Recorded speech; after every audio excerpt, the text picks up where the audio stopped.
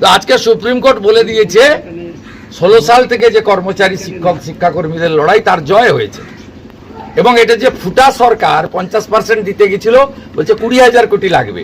মনু সিংভি হাত পা ধরেছে, বিচারপতি দয়া করে বলেছে আচ্ছা 25% দেন আপাতত, ফাইনাল জুলাই আগস্টের মধ্যে হবে, 100% টাকা দিতে হবে, বকেয়া টাকা দিতে হবে, পঞ্চম পে স্কেলে পে কমিশনের যে বকেয়া আছে 15 সাল থেকে সব টাকা মিটাতে হবে। এ জয় অধিকারের জয়।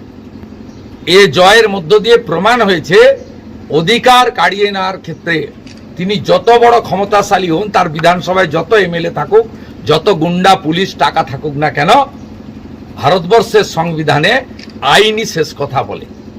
ও ঠিক একইভাবে পশ্চিমবাংলা 2,15,00,000 বেকার যুবক যুবতী তাদের কর্মসংস্থানের অধিকার আগামী দিনে আদায় করবে, এবং পশ্চিমবাংলা এই আবর্জনা মমতা বন্দ্যোপাধ্যায় তার কোম্পানির হাত থেকে 26-এ নিষ্কৃতি পাবে।